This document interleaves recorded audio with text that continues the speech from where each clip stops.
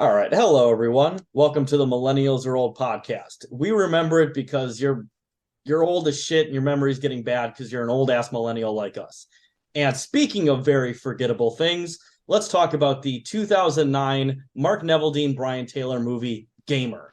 Now, And I before we jump right in and say, Taylor, you've been pushing this. I'm going to say you've been, telling me about this movie and about your need to podcast about it since probably before we did the first episode. I'm yeah, not. This is like your like Rosetta Stone thing. Like you, this is like your manifesto. Like how I came in hot with the Corey Feldman thing.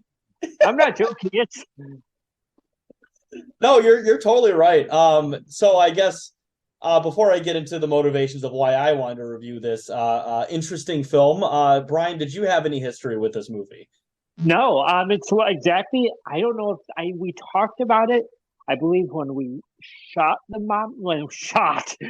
we filmed the mom and dad episode. I'm so fucking dumb. When we recorded the mom and dad episode, but I don't know if it was in the record. You'd been telling me about this movie probably for years, to be honest. Yeah.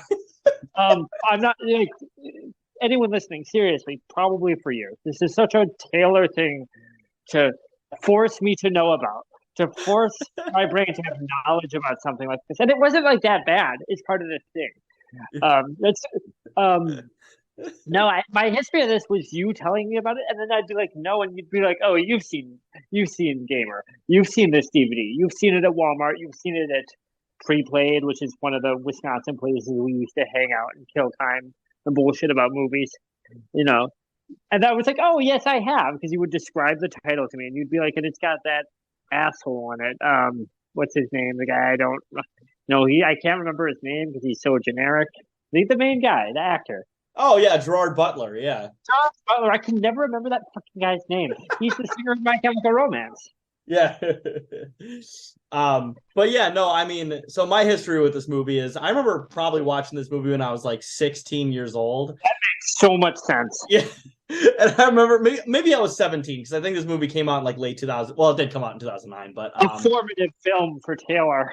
yes. And the reason it's very formative for me is because even when I watched it at 17, I was like, man, this movie sucks. Like, I was like, damn, this movie's really dumb and awful. But having rewatched it now, maybe my opinions have changed on it. And also, Yeah, of course, if oh, I'd seen if I'd seen this in high school, like later high school, and like most of my 20s, I would have been like, this sucks. This just sucks. I think now being an older millennial and you've got some distance because this is when we were finishing up high school. I'm 2 years older than you were, so not we're the same age.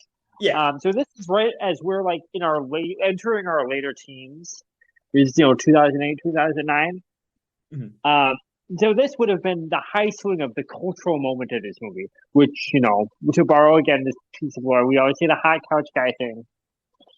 This would have been present when this movie was in, and that was guys we were both surrounded by in high school. So I would have hated this back then. Now, kind of nice, kind of a Yeah. nice stupid movie. Yeah, no, I can definitely get around that. But I would say the main impetus for me wanting to review this movie is I am now done watching all of Dexter. I rewatched the original seasons for the second time and finished New Blood. And I'm like, I really like Michael C. Hall, who played Dexter, of course. And I'm like, what other things has he done? So he's done this movie, which is his biggest budget movie he was ever in. He wasn't much of a movie actor. Of course, he was Dexter. He was in 6 Feet Under. And for movies and TV, that's kind of about it, unfortunately. But I was like, I love Michael C. Hall. I want to see what he's in. And I'm like, oh, yeah, that's right. Fucking Gamer. I forgot he's in this movie. And so it's like, finally time to fucking watch Gamer. But also, as you mentioned earlier, Brian, this is maybe the single most, and this is saying something, maybe the single most hot couch guy movie we'll review for the show for quite a while. This is the purest distillation of the hot couch guy lifestyle. It's a thing of beauty, honestly. It's like a manifesto for those guys. It really is. Yes, it really is. It is but yeah, so before we get too much into our feelings of this film, let's get into some of the details. Once again, it came out in 2009. It's rated R, which is very unsurprising. It was directed by the director duo of Mark Neville-Dean and Brian Taylor, who are most well known for making the first two Crank movies, I believe the only two Crank movies. This movie, and as well directing Ghost Rider 2 Spirit of Vengeance, which I actually really like Ghost Rider 2 Spirit of Vengeance quite a bit. And then, of course, Brian Taylor, who is the other half of Neville-Dean Taylor, is us. Oh my God. This is our pseudonym. We're yes. directing.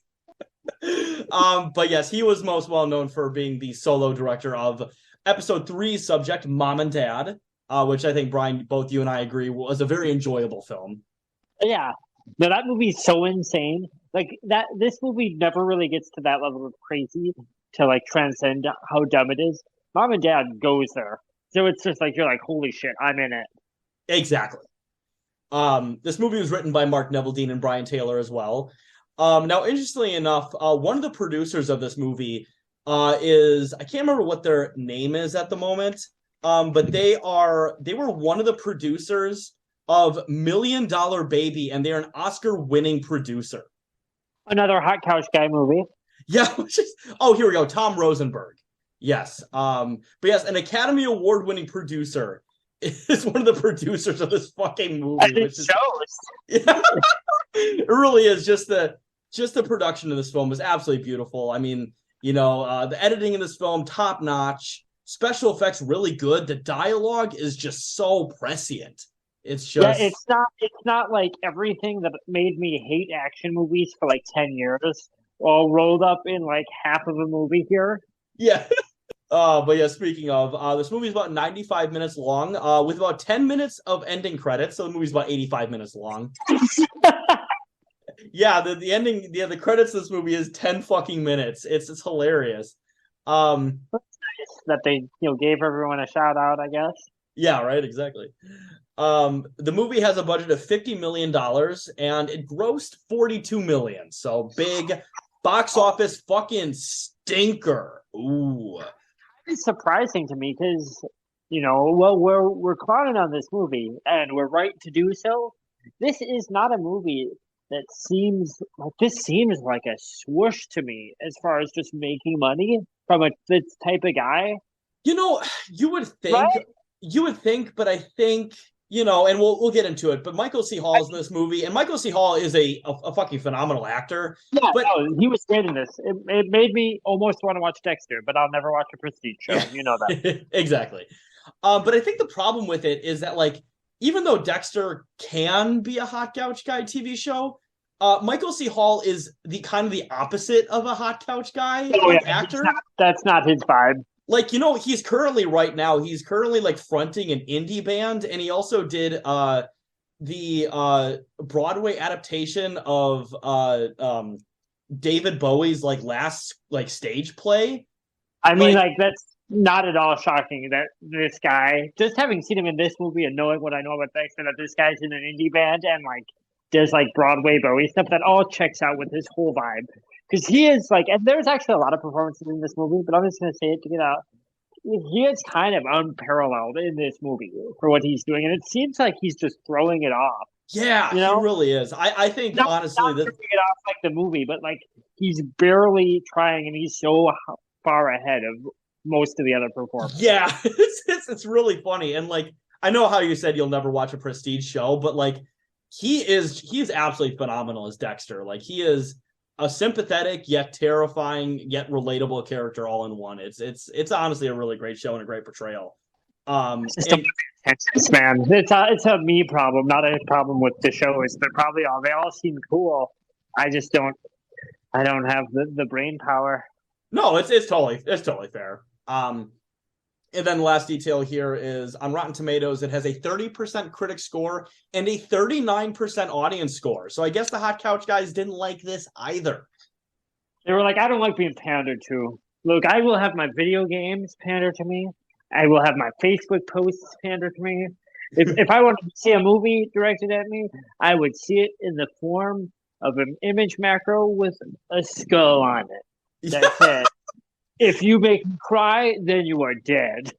Honestly, there's quite a few lines in this movie that you could paste over one of those like flaming skull, like five finger Totally. five finger death punch album title fucking font shit. Um or like the share zone shit, and it would just totally fit 100%. It's very to share zone. Yeah. I just want to back up before we get too far away from it because I'm thinking now. I'm surprised that this bombed that bad because I'm thinking that there's so many guys like this, or were in 2009, who would have loved it. Do you think that there is an outsized number of hot couch guys in parts of the country, including Wisconsin, where we're from, and that's why I thought that?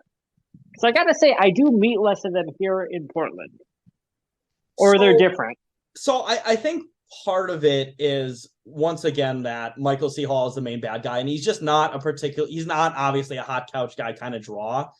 And they Um, won't even understand why he's scary, really. Yes, and also I think part of it is I've seen some reviews on like Letterboxd that claim that this movie is actually like has aged very well in comparison to what we're kind of seeing these days. But I honestly do think that if this movie was a more competent like storytelling wise, and it had a less like generic editing and like filming style and was more intelligent, I think if this movie was released now, it would actually be like a pretty popular film. Yeah, I think this that's movie was actually fairly ahead of its time in a way. Because okay. we'll get into it when we get into the plot, but like, and of course this is 2009, so Facebook was still like getting big. Like it was fairly big at this point, but it was becoming the behemoth that it was. But like Michael C. Hall's character in this movie is literally just Mark Zuckerberg, like straight up Mark Zuckerberg with a foghorn leghorn accent. That's all he is.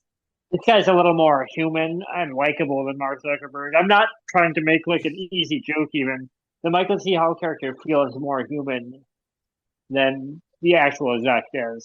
No, exactly. And like that, I don't think that like sort of persona that is now existed of Mark Zuckerberg was really that evident back then.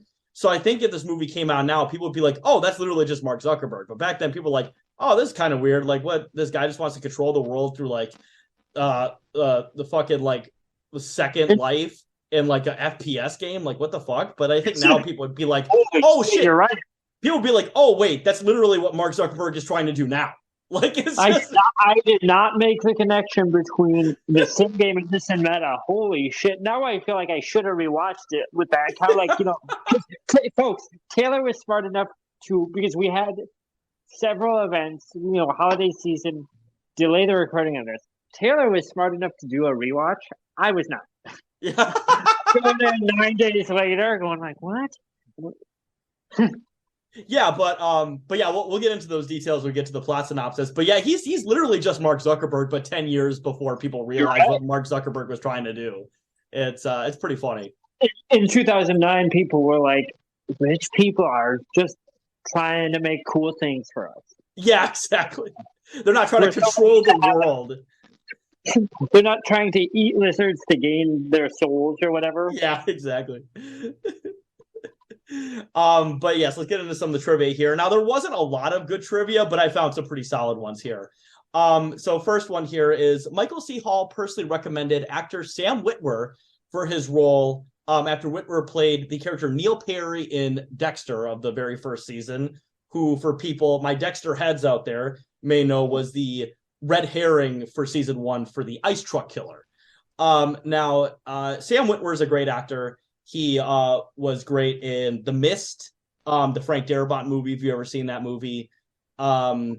He played a very small bit part in The Walking Dead. That was supposed to be a much bigger thing, but AMC were too cheap fucks to actually do it. But I love Sam Witwer. He's great. Oh, and Brian, another hot couch guy thing he was in. He also played the main character of the Star Wars Force Unleashed video games. If you ever played those. No idea. So those were pretty popular games when they came out. And Sam Witwer's character was the CPS agent in the movie who was like, "Oh, you want your child back, you fucking whore." That guy, do you remember? There's a CPS agent in a Star Wars game. No, I meant in this movie. Okay, I was talking. I'm getting all muddled here. No, I no, do remember. yeah. Sorry if I didn't clarify that, but yeah. Well, to be fair, there should have been a CPS agent because at the very end of Revenge of the Sith, he certainly does a certain amount of like child abuse things at the end of that movie when Anakin kills all the younglings, but that's not the end of there. Um, and this Brian, this is my second favorite fact I've ever seen for the show. This is hilarious. The original title for screening test this movie was called Citizen Game. They should have gone with that. That's the 100% Citizen Kane. Does the audience for this movie even know, or would they even notice a Citizen Kane reference? I don't think so at all. I don't think they would have ever figured that out. Like, what the fuck? I mean, they should have gone with it though. It's great for No, me. it It's is. great. Oh shit. Another fun fact here. Much like Citizen Kane, lots of innovation in the editing and the camera angles in this film. Very innovative filmmaking, that's for sure. The next fact here is Keith David, who plays the detective in the interrogation scene. Now, of course, always great. He was great, and of course, The Thing and They Live, classic John Carpenter movies. When he interrogates Simon, played by Logan Lerman, who Simon is the guy that controls Cable in the movie. Now, interestingly enough, I did not realize this until after I chose this movie and already watched it when I was looking up details. Logan Lerman, once again, played the character Simon, was also one of the younger versions of Evan Treborn in The Butterfly Effect. So this is like there's just so many connections to other episodes of Millennials or Old podcast. It's really fucking wild. This is almost like the culmination of our first 9 episodes. This is really our magnum opus, if you think about it. I mean, do you think that guy is a hot couch guy? If he's tied so deeply into the filmography? You know, I think everybody in this movie is really a hot couch guy in spirit. I mean, everyone in this movie, yeah. Especially Ludacris. Ludacris owns in this. But yes, Keith David, he also did the voiceover for the Slayers commercial in the movie, which I did not realize. He did, I mean, he's done a lot, obviously. He's done a lot of voiceovers for the Marines, for those ads that they would market to, like, 14-year-olds. Oh, shit, really? Oh, yeah. No fucking way. But no shade. Keith David. You got to make that money. Yeah, no, get your bag, Keith David, absolutely. And this last fact is my single favorite fact I've ever seen for the podcast. Get ready for this one. Gerard Butler did not want his name in the credits after seeing the original cut of the film. I mean, like, is Gerard Butler, like, I just don't like this guy. Like, what has he done that was so much better? He's above this fucking... What an asshole. You don't understand, Brian, all right? 300 is a fancy movie for fancy lads, okay? I mean, that's what people that like it think. But no, exactly, that's what it is. Fuck you, Gerard Butler. Get the fuck out of here. Put your fucking name on the credits. Also, what do you mean you don't want your name on the credits? You're the star of the movie. You don't want people to know you're in it? Yeah, who are they going to put fucking Michael C. Hall as the top bill? Like, what the fuck? Yeah, you're just hoping that nobody will put the movie on, recognize your face and your voice. Especially considering the movie poster has his face on it, and the DVD cover has his entire body on it. What the fuck? What? He's just making a moral stand? He's just a principled decision to not be credited? It's just wild. I'm like, what the fuck? A $50 million movie, and the main actor's like, yeah, don't fucking put me in the credits. Like, what the fuck? I guess he was right, because it flopped by about $8 million. So, oh my god. But yeah, that was my favorite fact, because I'm just like, what the fuck, Gerard Butler? Jesus, the movie's not that goddamn bad. It's not that bad. And there were, okay, I don't like Gerard Butler. When I was not joking about how I don't remember his name because I just see his face and I know I don't like him in anything. There are a lot of great actors in there giving great performances that are credited, and Michael C. Hall being chief among them. But like Keith David, fucking Terry Crews. You have these really like cool, interesting actors, and then fucking John Leguizamo, friend of the pod, John Leguizamo. Yeah, John. There are a million fucking great actors in this movie. You know, Gerard Butler is one of the worst of them. Like, bro, what the fuck? None of them demanded to not be credited because they're fucking working and they have to work and they do good work. And you just, first of all, Gerard Butler hardly is acting in this or fucking 300. I'm No, sorry, for that sure. pissed me off. I don't hate him as much as Jared Leto, not even by a long shot. But Yeah. I'm glad you told me that. Yeah. Got me going. All right. So without further ado, let's get into some of the let's get into the synopsis of this film. So the movie is set in the year 2034. Computer programmer Ken Castle, once again played by Michael C. Hall, invents self-replicating nanites that replace brain tissue and allow humans to control the humans' actions and see through their eyes. So essentially, it's like, they put nano machines in, like, they have like computer chips so they can control other people. The first application of Castle's Nanex technology, as he calls it, is a virtual community life simulation game called Society. Now, this is really funny because there's an interview within the first couple minutes of this movie where Ken Castle literally says, "We live in a society." It's one of the first lines in the movie. He says, "We live in a society." We live in society.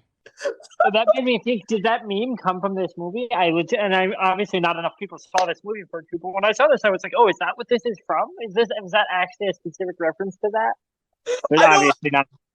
It's certainly possible, but it's just still like he literally said we live in a society. This is, and I don't even like it's. That is the point of this movie, that we live in a society. It really is.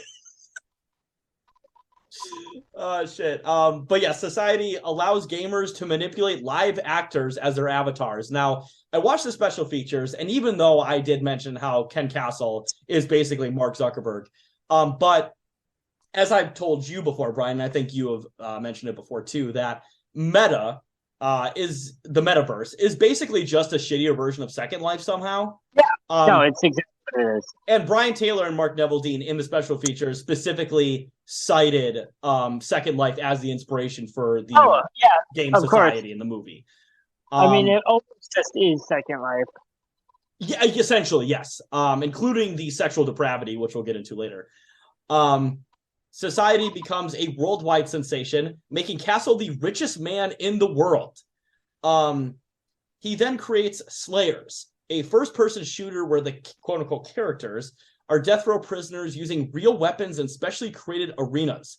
Unlike Society actors, Slayers participants are not paid. Instead, they volunteer in exchange for the promise that any Slayer who survives 30 matches will earn his freedom, although no one ever has. Anything like that before. I've can't think of anything that's done that concept. I don't know iconic films.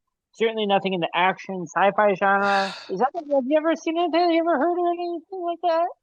Brian, televised where prisoners battle, and it's like there are these men, and they have to be quick. Like they're like men who are they running? Are they running? They're running. I don't think that's an original concept of this film. Yes, so basically, as Brian was alluding to, this movie is the Hot Couch Guy remake of The Running Man. That's what it fucking is. That's the whole fucking movie. The good in it is that, and the bad in it is the worst version of that. Yes, it is. And also during the first sequence where we see the actual game of Slayers happening, there's one clip where the guy goes, "Oh, you're fucking teabagging him!" You fucking teabagged him! That's a little something for the gamers out there. And I was just like, I was like, damn, do Mark Neville-Dean and Brian Taylor actually play video games? Because holy shit, that's actually pretty realistic. They should have shown it. We're always saying there needs to be more dick and balls on screen in mainstream films. This would have been a perfect opportunity. Exactly. But yes, so John Cable Tillman, once again played by Gerard Butler. Oh, I'm sorry, Alan Smithy. Sorry, I have to keep his original intent of not crediting him. Is the crowd's favorite, having survived a record of 27 matches. He is exclusively controlled by Simon, once again played by Logan Lerman, a 17-year-old superstar gamer from a wealthy family. Now, he's a very accurate gamer because in one of the first scenes we see him in, he's just going through his wheel of weapons being like, gay, gay, super gay, faggot, gay, this sucks. Gay, gay, gay, tardily gay. And it's That like, made me laugh. that's a gamer. That is a gamer in 2009 for sure. I mean, probably now it's still, but in 2009, 100%. And then also, he's getting hit on by his like fangirl. But once again, this movie's very ahead of its time. This movie had e-girls in it. It does. And they're like, oh yeah, Logan, let me suck you off even though you're a child. Ooh. And don't they have screen names like Cum Dumpster? Yeah, which I think you mentioned would be a really good like fucking scene band name, or like what was it? I think I said a new metal band, but that's actually, I was joking. A scene band is like a scene band, like the Riot Girl scene band. Yeah. And also there are two, and I'm gonna be a nerd about this again. There are two distinct moments where women show their tits to this child. It's just like, what the fuck? And also what's really funny is play a lot of video games as a kid. Women are all like, do me, because you play a video game. There's nothing women love more than a gamer guy. That is first, especially one who uses faggot and gay all the time. Women love that. Oh, Jesus Christ. An activist organization called the Humans with a Z hacks a talk show interview with Castle and claims that his technology will one day be used to control people against their will. Now, Humans is led by Brian. It's Luda. It's Ludacris reprising the character he plays in Crash, the radical liberationist from Crash. I mean, it is basically that guy. No, I love Ludacris. Love to see him in a movie. Think he has a perfect level of ham for a movie like this. Not joking when I say he's great in this. He seems to recognize the type of movie it is. He's very fun in it. Yeah, no, I think he's fantastic in this movie. I think he is. He's not really playing like any kind of like insane revolutionary role or anything. I think essentially he's probably just playing himself to a certain extent. Yeah, he's very much like a normal. Like the things he's saying in the content in this ridiculous dumb movie are good things. So it's just like, we'll have Ludacris in. People will see him and recognize him and go, hey, Luda, which is exactly what I did. That's so we were talking about Michael C. Hall not being a hot couch guy actor. Is Ludacris really a hot couch guy figure? Because I don't think so. I mean, I think he is. Think about the time. Think about his hits. Think about fucking, do you remember high school fucking, your friend is driving the car, you're passenger seat, maybe you're driving, and it's like Move Bitch, or like, maybe, yeah. Going on. Imagine a movie, this kind of energy, but it's like a shoot 'em up action movie with this worldview, like hot couch guy worldview, and Luda's the protagonist. Just close your eyes and think about that. I'm gonna say I think Luda is hot couch. He's like good hot couch vibes to me. The only way I think that could be more hot couch is if they got Eminem to play this character. That's a hot couch role right there. Yeah. Eminem could have been the gamer going gay, faggot. Yeah.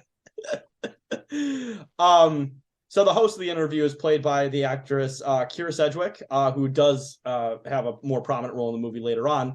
But the Humans also disrupt society play, but Castle sees both of these actions as trivial. However, Castle feels threatened by Cable's winning streak and introduces a new inmate into Slayers called Hackman, played by Terry Crews. Now, before we get too much into more of the plot synopsis, I did find another very interesting little tidbit. So this movie was shot in New Mexico in 2009. So guess what popular TV show actor was in this movie? Or just what from a popular TV show shot in New Mexico in roughly 2009, Brian? Was it Breaking Bad? Yes. The guy who owns whatever TV network or whatever was the guy who played Jane Margolis's dad in Breaking Bad, who might be the single most tragic character on that show. So he loses his wife off screen. His daughter dies of a drug overdose, and it's Walter White's fault. And then he causes the Albuquerque version of 9/11 after his daughter dies. Like specific to Albuquerque, like their 9/11. Yeah, it's fucking nuts. And yeah, he's great in the show. He dresses down Jesse in one of the best scenes of season 2. I might put that clip in here somewhere. I'm not entirely sure where it'll fit, but What's with you, yo, huh? Because I'll seriously bust you up. You miserable little smackhead. Get the hell out. Hey, I pay my rent, bitch. All right, I got civil rights. Dad, no! Okay, Jesse, come on. Please, no, come on. I pay my rent. You're going back to rehab today, now. Look, as it so happens, we were just talking about that now. Yeah. Yeah, and I was gonna tell you, okay, if you would just let me. 18 months. You have been clean for 18 months, Jane. Why? Why do you do it? I backslid, okay? Like what? What, you think I'm proud of this? Like I do it on purpose? Lying to me. Shacking up and using with this scumbag, this loser. Hey, it takes one to know one. but yeah, honestly, I was so happy. I was like, oh shit, there's that guy. I remember you. And I looked in the special features. I was like, oh, this movie was shot in New Mexico. No fucking wonder he's in here. Your journey into prestige television has really is really giving us a much needed sense of continuity to this series. I gotta say, it really fucking is. it worked out. Yeah.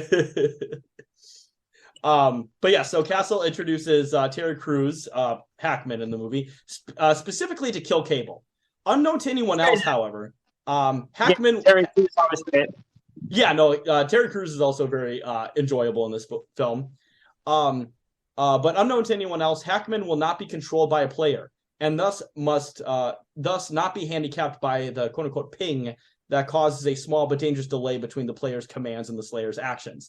Now, so he may not be controlled by a player, but he is basically controlled by Michael C. Hall, Ken Castle. And, you know, Brian, if I had a nickel for every time a character played by Michael C. Hall owned a buff black guy in a media property, I would have 2 nickels, which ain't a lot, but it is weird that it happened twice.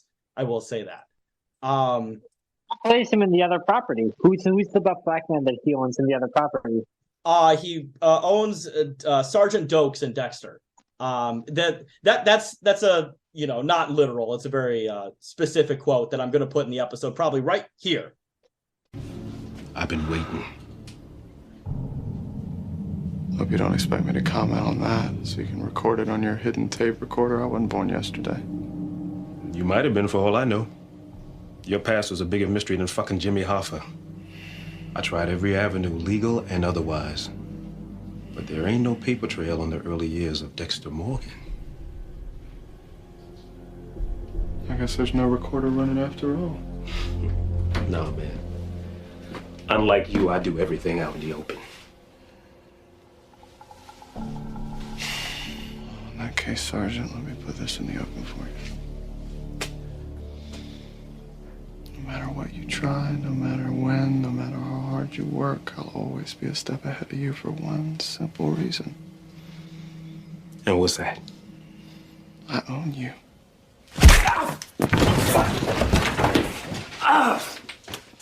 People who watch Dexter will definitely get that reference. But so next point here, Cable's wife, Angie, played by the actress Amber Valletta, works as a society character, but in spite of her, so essentially a prostitute.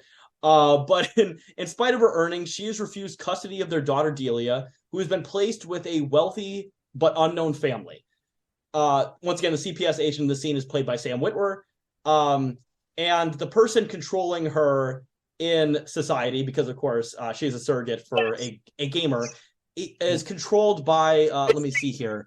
It's a representation for me. It's the first time I've seen myself represented in cinema. But yes, I believe the actor's name is the Skinniest Discord Mod, which is a very strange name for an actor to have.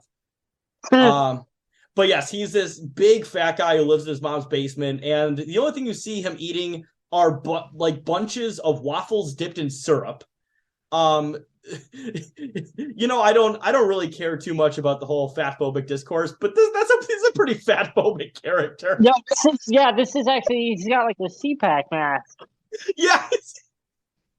Like, and he's naked all the time for some reason. He's sweaty as shit. He's he's like a horrific sexual degenerate to the point where he's like a downright predator. Like, man, this is a very ugly portrayal of a fat person. Holy shit. It's pretty uncool. And just like the other part of this, the part with our female lead in this, pretty mixed portrayal. Like, I mean, I'm gonna get a little bit into like whatever social justice stuff here. I think in a normal amount where so there is kind of a thing where, they say you can't have custody of your kid because you're, like you said, essentially a sex worker. And you're like, okay, that's kind of like a good portrayal thing. But it's also, this movie does feature probably the trope that I find most disgusting in action films, which is where a female character is sexually violated to serve as a motivation or a catharsis for a male protagonist with her romantic interest to get revenge. Like, it is one of my absolute least favorite tropes in action. And once I start seeing it in things, I couldn't unsee it. And it really skews me out every single time. And it's probably, and I say this with no exaggeration, it's probably by far, I think, the worst portrayal of that of any movie we reviewed. It is like it's like grotesque.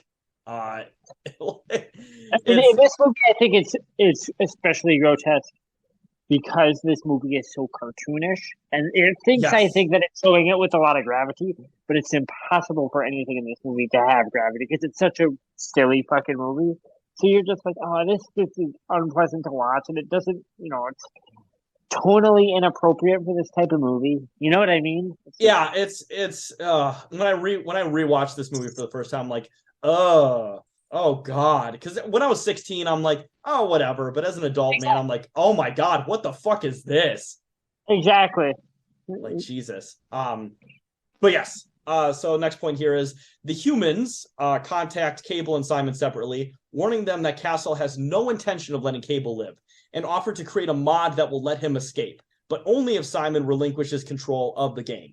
For whatever reason, this guy who has become independently wealthy and sought after by a million women as a teenager is like, yeah, I'll help out this random death row inmate. Sure, why not?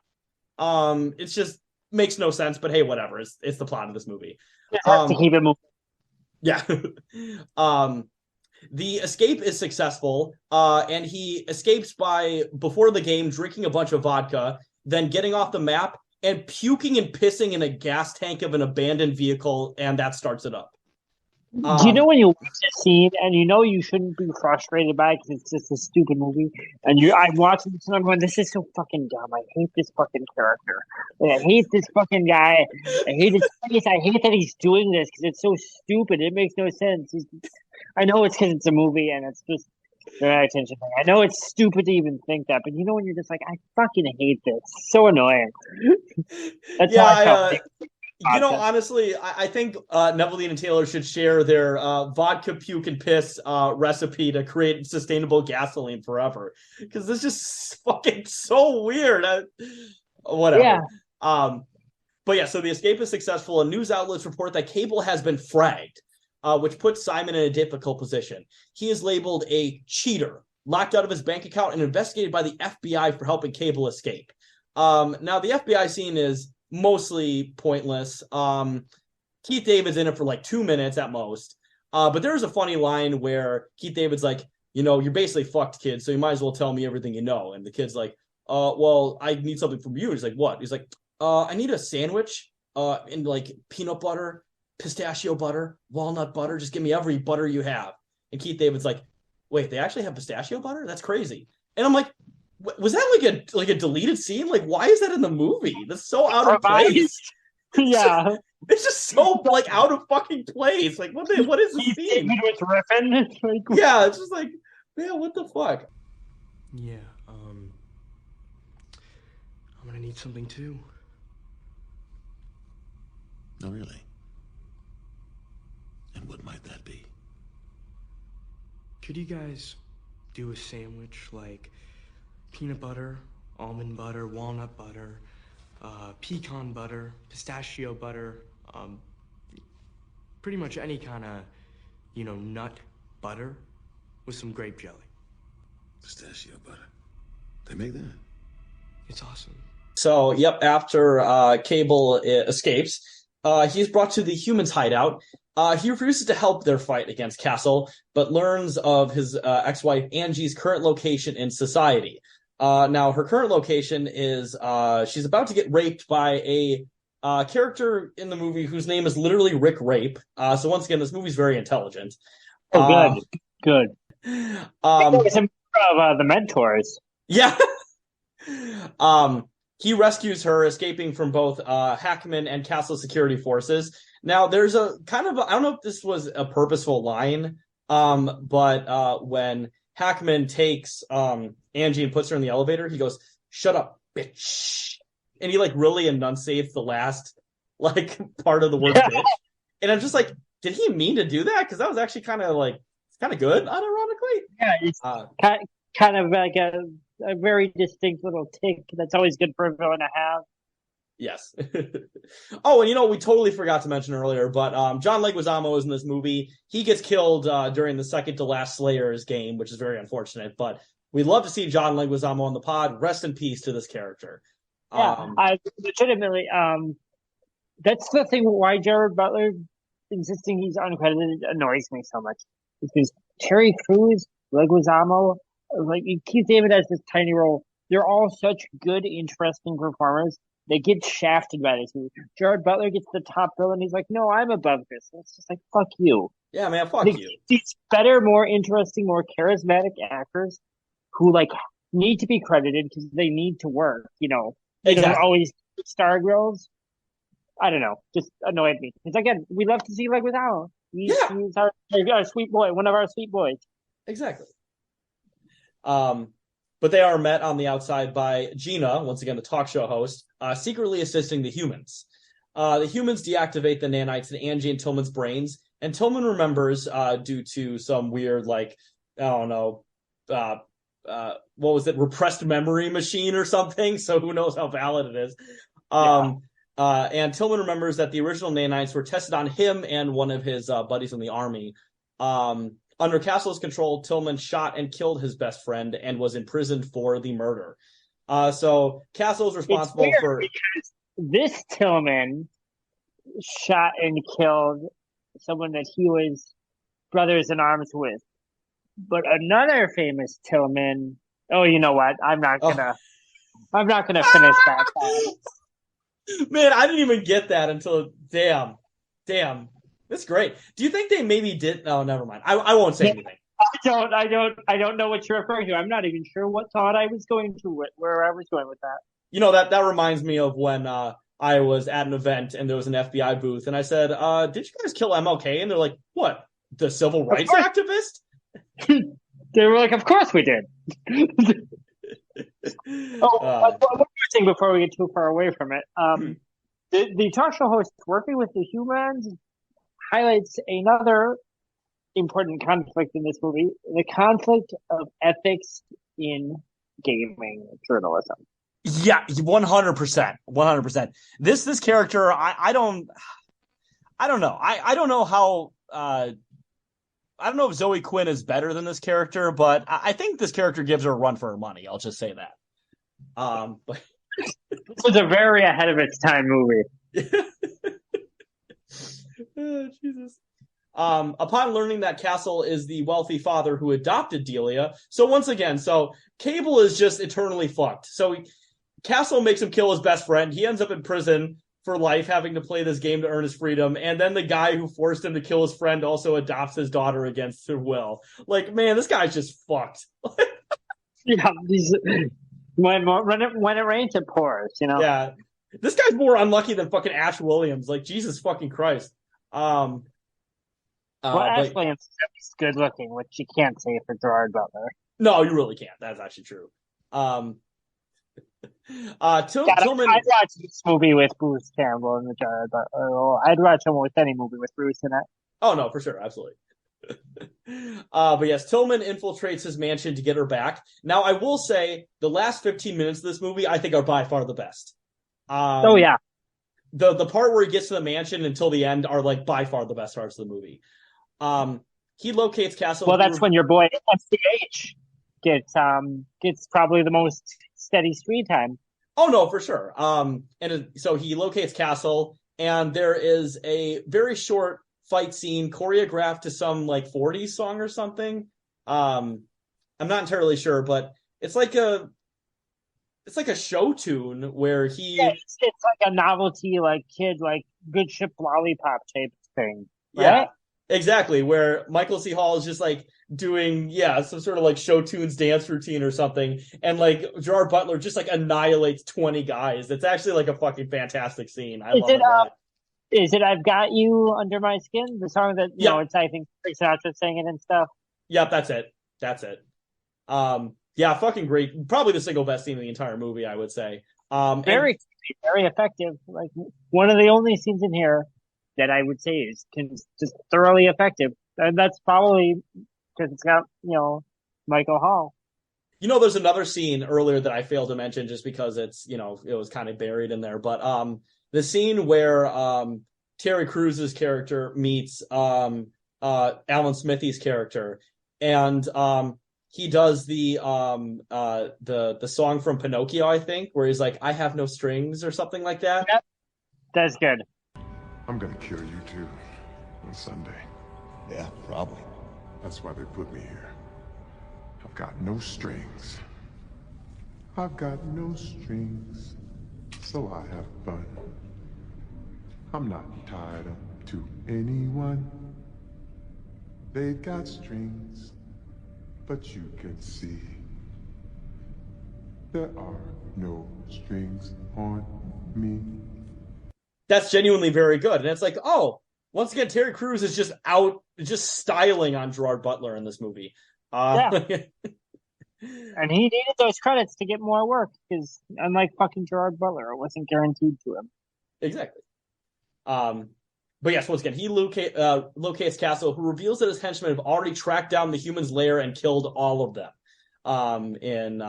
And during the show tunes under my skin scene, there's like little flashes that probably are like seizure, could cause a seizure. I don't really know. It's edited very weirdly. I came out fine, so I'm gonna assume they don't cause seizures. Maybe. Lucky thing. But yeah, so basically they show that the humans are killed by Castle's men. He also reveals that 98%, so Castle reveals that 98% of his own brain has been replaced with nanites. But this allows him to control others rather than be controlled. He is the controller, if you will. He plans to release airborne nanites, which will infect the entire United States within 6 months, giving him ultimate control. And once again, talking about how Michael C. Hall really outacts Gerard Butler in every single scene, he tells his motivations in what I can only describe as chewing the scenery dialogue.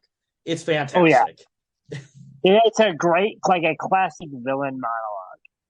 Yes. And I will definitely put that clip in here for sure, because it's very good.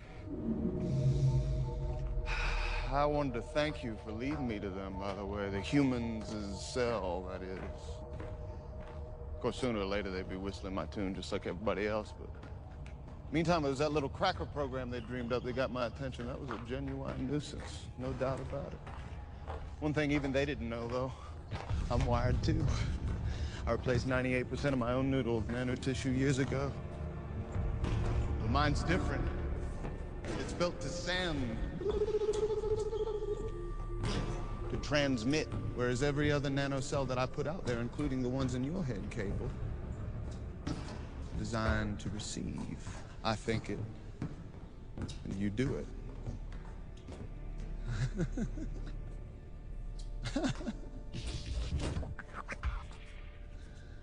We're talking every Slayer, everyone in Society City. I believe your better half would fall under that category, provided they're within range of my transmitters. Very nice, Castle.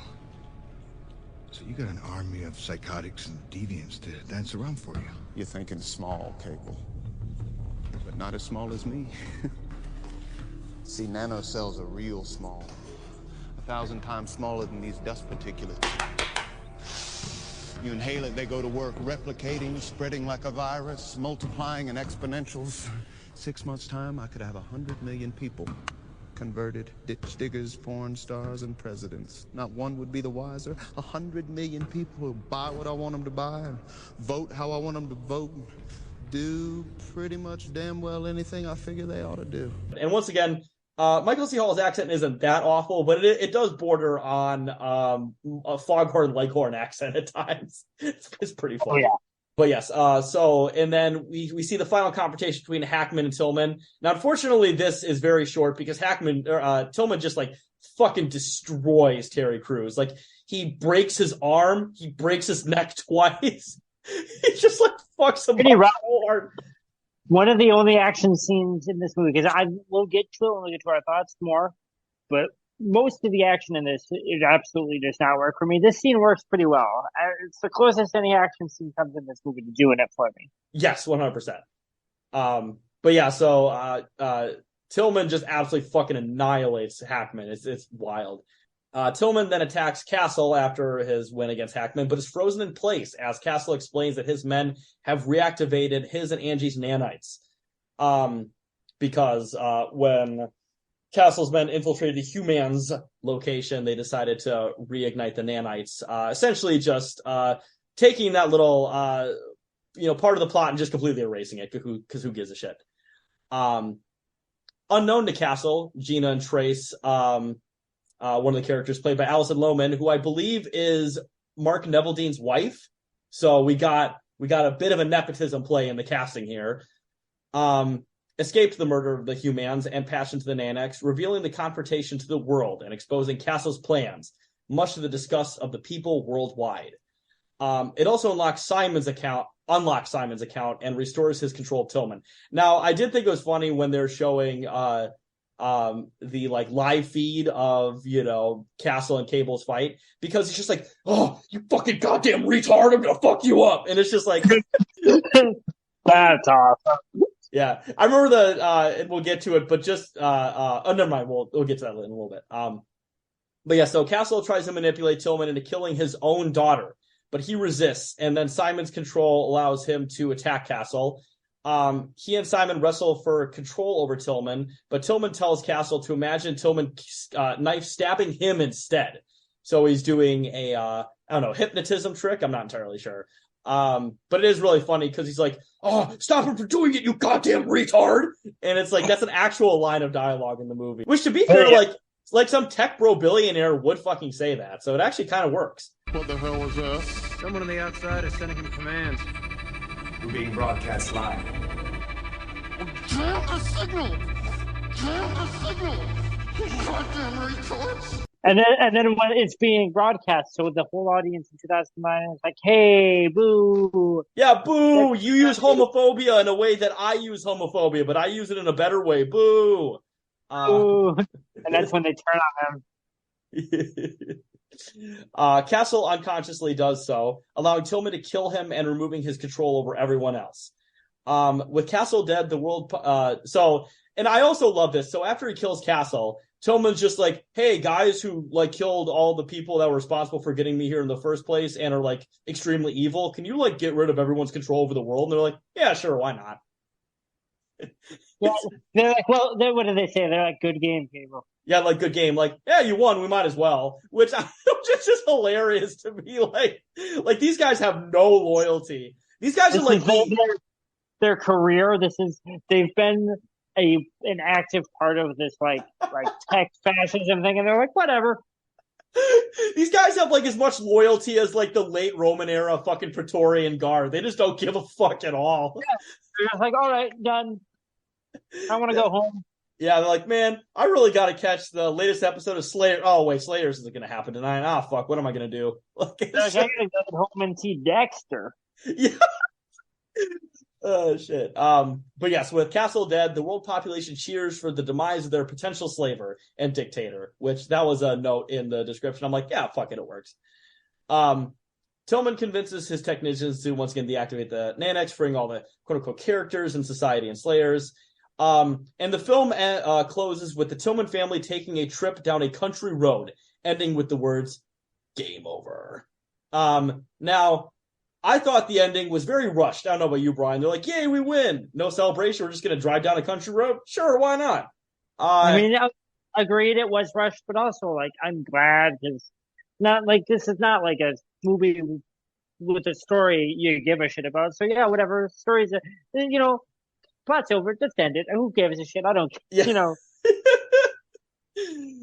But yes, that is the plot synopsis for Gamer. Now, Brian, I'll tell you my opinion. So I remember this movie's been in my mind for a very long time because once again, Hot Couch Guy, Michael C. Hall, the movie I watched when I was like 17 and I thought it was awful. Now, rewatching it as a 29-year-old man, I have to say this movie absolutely does not live up to its wild premise and its fantastic character actors. But I think this movie had a lot of potential to be genuinely amazing. But it just fumbled the ball so goddamn bad.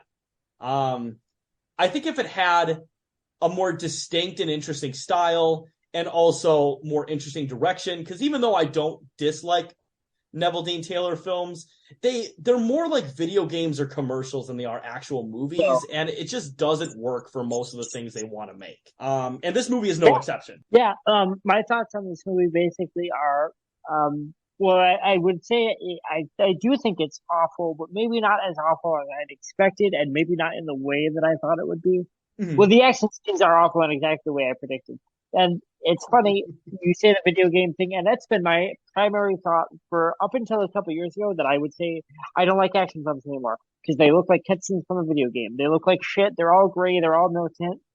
Again, they for some reason they're shot in this weird kind of like shaky cam thing, and it's just not appealing to me. It's not dynamic. And this is like the ultimate expression of that. This is the apotheosis of that style, for sure. It literally is supposed to look like a shitty video game, which are also not coincidentally a big part of the reason I became less invested in video games as I got older.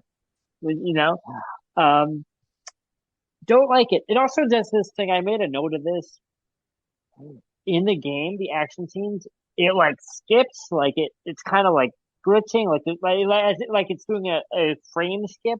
Yeah, but video games aren't supposed to do that. Like if they're doing that, there's a problem.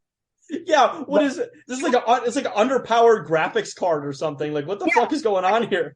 But like in your action scene, you're like, well, what if we skip a few frames? And then it's more like a video game. That's what the people that like video games want. Like, no, people that play video games, when their video game does that, they don't go, oh, hell yeah, now I know I'm playing a video game. You know what gamers really love? They really love games with 16 FPS and a choppy frame rate. They love that. Yeah. But that's like the intentional aesthetic of the fight scenes in this movie, because they're like, oh yeah, this is what these guys love. These people love, excuse me. I don't know. I hate this type of action. The only fight scene I like are the ones towards the very end, because there's actual like hand-to-hand combat in it. Yes. No, not kidding at all when I say fight choreography like this made me leave behind action movies for probably over 10 years. But on the other hand, the dumb, heavy-handed, which is really the Hot Couch guys, they come for the action with a movie like this, but what makes them love it, what makes them respond to it, is the philosophy. And that stuff, the heavy-handed satire, and I mean like dumb heavy-handed. Extremely stupid heavy-handed satire. It's so fun though. That works for me. You can imagine. So I think I've probably talked about it before. A thing that's very endearing to me is when kind of dumb bros really sincerely want to be socially conscious or sensitive. I'm always here for that. I find it very endearing, very charming, and very funny. And that's like what this happens for us is like. Oh, like some dumb guy wrote this, and he was like the world's dumbest Marxist humanist wrote this. And I'm like, oh, that's very nice. Also, those scenes are shot kind of also like a video game, but like a different kind of video game. Yes. Whereas the fights they're shot like, say, I don't know, COD or something. Those scenes are shot. They're very fake, artificial neon colors, kind of like you're playing like a Dreamcast game. Yes. Like a very, very dumb, even more over the top version of like the Verhoeven kind of duality of like gore and harsh violence and just like goofy consumerism. Mm-hmm. So I found that, half and half action stuff pissed me off. the satire stuff, which was equally dumb, but I did find charming. Yeah, I remember I think I made the comment about Butterfly Effect, which once again, this movie actually does have a fairly significant connection with Butterfly Effect, of course. But that movie is very much of an I'm 14 and this is deep. And this is also a very I'm 14 and this is deep kind of movie. Oh, yeah. It is the purest distillation of we live in a society movie that I can think of. And I mean, of course, one of the main vectors of people socializing is literally called society. Like, it's just like, and society is vain. It's hyper, commercialist, or consumerist. I mean, people literally prostitute themselves and set themselves up for rape. I mean, one of the characters is literally called Rick Rape. What is it with you and rape? No one's raping anyone. Killing, on the other hand. Like, there's no subtlety in it at all. It's extremely heavy-handed. It's a great, like, hot couch guy philosophical thing, because even though the villain is, like, a tech, like, entrepreneur, kind of extremely wealthy guy that's pulling strings for industry and making ties to, like, the military and things, the solution to that is just to kick a bunch of people's ass. Yeah, and to kill him and kill him only, really. Yeah, and then the whole system is like, that's pretty cool. That's the hot couch guy fantasy. That's like boy, if I could kill like Saddam Hussein, all the people around him would go, pretty cool the way you killed him. That was pretty badass. No, man, like, you don't understand. Like, if I could just, like, go up to, like, Vladimir Putin and just put him in a chokehold, like, the whole war would stop, bro. Like, you don't even fucking know, dude. Just because it was so badass. It would be completely, like, maybe not even, like, political. They'd just be like, wow, dude, I respect that you fucking kicked that guy's ass. Dude, I would just totally make him my beta, and Zelensky would be made the president of the UN. Like, bro, that would, like, totally fucking happen. Like, it's just, like, and that, you're totally right. That is a very hot couch guy apotheosis of, like, we just need to get, like, the one big bad and take him down, and that'll change everything. There are layered, complex problems involving sexual violence and industry and the military-industrial complex and entertainment. And boy, if I could just kick one guy's ass, one nerd's ass, I'd fix it all.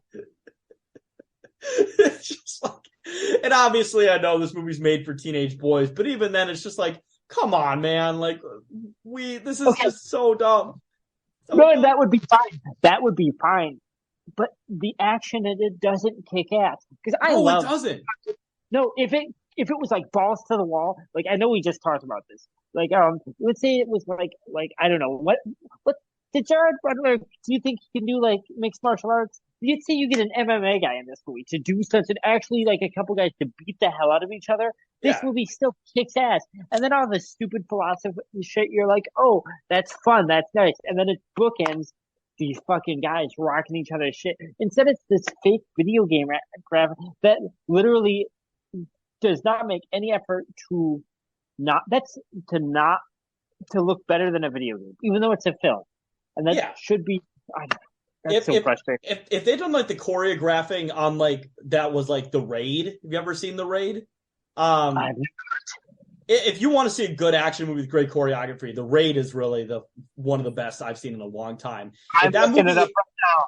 If that movie it's an Indonesian movie, if you're not super familiar with it. Came out in, like, 2008, I want to say. But yeah, fucking fantastic. The Raid 2 might even be better, actually. But yeah, both those movies have fantastic choreography. And if that movie decided, or if Gamer decided to have the choreography of The Raid with the same plot, it would have been totally fucking fine. But of course it doesn't. Anything with choreography. Could have had a choreography. I mean, there's, like, could have had, like, martial arts in it. Could have just had cool gunplay, like fucking some Die Hard. But, like, this whole fake video game thing where you don't see anything happen because the camera's all choppy and moving around is, like, I don't know. Yeah, it's just a bummer. It's a bummer. It's absolutely a bummer. It absolutely is. I am looking up The Raid now. This looks pretty bad. Yeah. Oh no, The Raid's fantastic. Genuinely very fantastic action movie. But yes, so with our thoughts out of the way, let's get into the reviews. Now, I have some great reviews for this movie. Let's get into the first review from Michael Cast, who gave it 5 stars. And the header of the review says, Gerard Butler plays in it. Need I say more? And Brian, you would just say, no, there's nothing to say, because Gerard Butler sucks. There's nothing to say about him because he's so fucking nondescript. You literally do need to say more, because it tells me nothing about the movie. Yeah, he's so cool. Like, you ever see... Okay, go on. Sorry. No, you're good. The first sentence is hilarious. You're going to love this. I have yet to see a movie with Gerard Butler in it that was bad. Seriously. I'm not saying that just because he is one of my favorite actors, when in fact it's how he just brings the quality up in the picture because he's that good. He's literally the worst part of this not very good movie. It's true that this particular movie did not make a huge splash at the box office, but it's a good vid nonetheless. The film is set in the not-so-distant future where video games become live action. My son and his friends would wait for... live action. My son and his friends would wait for hours to get a new version of a game and then disappear into his room for a whole weekend. Sometimes they had no less than 5 televisions going on in his room. What the fuck? I guess, what is this, like his memoirs? Yeah, is he holding like a LAN party? Like, what the fuck? I mean, that must be what it is, right? That's possible. Oh, my electric bill. So it's not too far of a stretch of the imagination for the plot, as prisoners are given a chance at a pardon if they fight to the death on live television. Only one thing. The prisoners are not in control of their own bodies, but are being controlled by quote-unquote gamers. If you do watch this vid, which I suggest you do, notice all the really bizarre things going on in the background. All the super weird stuff going on tells us that society loses its grasp on morality. It could all happen, but I really hope it never gets that bad because there's some real crazy going on. Michael... It could all happen. So, Michael, you said a lot, but not really. You said very little there. That was Michael with a 5-star review. Next, from Tony Gozinia, who also gives it 5 stars, and the header of the review says... That Bart gives to Mo. I'm looking for a man that goes in, yeah? Is that the prank call name? I actually don't know if that was that could be a reference to that. But the header of the review says, Leonidas FPS. G-butts kill all! Basically, King Leonidas did not die at the Battle of Thermopylae. He was rescued by Mr. Peabody and Sherman and strapped to the WABAC and sent to the future to join Army SF, impregnate a hot chick who whores herself out on a real-world Sims on acid game controlled by a perfectly cased actor for the Blob and X-Men, get separated and framed for a murder, then sent to battle in an FPS version of Running Man, meets Hunger Games, meets 300 if 300 wasn't 300, but another movie where G-Butts is in an action star to win his freedom. However, Southern Georgia Dexter is not having it, guys! I loved this movie for its terrible plot, but it was a fun effing ride to watch regardless. Hopefully they make a sequel where Dexter is controlled by the same kid, Simon, who is also Poseidon's son apparently, but not in this movie, to murder evil people. Review done. There was there was almost no punctuation in that entire review. I gotta say, I mean, sorry to say it, Taylor, I think we just gotta delete all of the podcasts except for that review. Mr. Galtinia has said everything that there is to say about this film. And also, we've been outclassed again by the reviews. Yeah. Also, the reference to Poseidon's son. So that's a reference to the fact that Logan Lerman, of course, playing on top of being in fucking Butterfly Effect, he was also in Percy Jackson. So that's what the reference is to that. If you ever heard of the movie Percy Jackson. Of course, that famous reference that everyone knows that he just offhandedly said in this review. Yes. No, I don't. That's I was just like, so to people who didn't understand that at home, there's a Percy Jackson reference, which I did not until I'm like, what the fuck are you even talking about? So I had to do some actual research for that.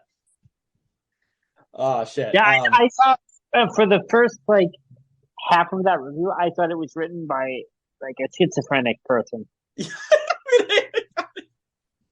Oh, shit.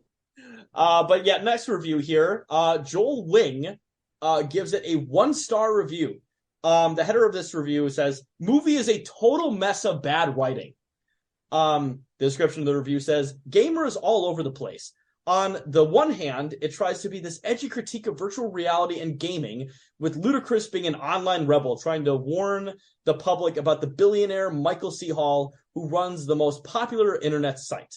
On the other hand, it tries to capture the action of some of the most popular games, like Call of Duty, as Gerard Butler is a human drone being used in a first-person shooter game.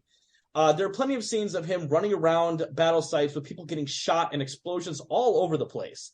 Those two stories obviously meet, but they don't ever mesh. There's some other weird elements, like when Hall busts out in a jazz dance. What the fuck?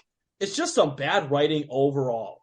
And that was the part that perplexed him about this movie. When the villain does kind of a scary, ominous, sarcastic thing, he was like, what the fuck? Yeah, what the fuck? You know, I could handle all the killing and the prostituting yourself, but man, that was fucking weird, bro. Like, I don't fucking get it. And of course, as we mentioned, that's like the single best scene in the movie. So clearly we don't agree with Joel all that much. But speaking of people we may agree with, Time Cow, which I believe is the brother of Man Cow, but I could be wrong about that, gives this movie 3 stars. And the header of the review says, editing by Ginsu? ? I love the idea and even enjoyed most of the movie. My complaint is with the action scenes. It had that camera on the back of a hyper golden retriever running around the set feel, which I have never been a fan of. And couple that with what seems to be someone getting paid for each cut in the editing department, and you get very hectic and broken up action scenes, almost painful to watch at times. Other than that, it was a good movie, but without the good action scenes, an action movie is missing something. I agree entirely with that. Yeah, I'm very glad that we seem to be moving away from this period in action movies. The action in this sucks, guys. I can't say it enough. And, you know, once again, I was talking about The Raid earlier. If you want to see an action movie that doesn't have this bullshit, The Raid is just pure action. Not a whole lot. There are some cuts, but not a crazy amount, like in this kind of style. It's a very fucking good action movie. Like, in the next couple of days. I'm reading about this right now, and it sounds fucking awesome. It's really good. I think I was watching some movie, like a big budget movie recently, and the person who choreographed that movie was the same person who was like the main actor in The Raid, I think. Okay. You know, I think it may have been, and I could be wrong about this, I think it might have been Everything Everywhere All at Once. I love that. I love that film. But I could be wrong about that. I will look that up, because if that is the case, then I'm gonna watch this like now. I mean, I'm gonna watch The Raid soon. This looks, yeah. I need to after watching Gamer. Yeah, exactly. All right. But yes, so that is our review of Gamer. Now, Brian, do you have anything to mention before we click off of here for the evening? You know, I don't think I do. I'm happy that we got this movie out of the way, because it is like a cornerstone of the podcast just from Taylor telling me about it. It's like a mark I can mark off. I can be like, I've experienced Gamer. Yeah, exactly. I've worked through it, and I've worked through all of my feelings about it. And now I think we can move forward for better and worse films, I think. Because there are worse films, and we will be talking about some worse stuff, I'm sure. Yes, 100%. But yeah, so those are my final thoughts. This is going to be Taylor signing off here. Brian. All right. Have a good night, everyone. And it's almost New Year's, so we will see you next year. Have a good one.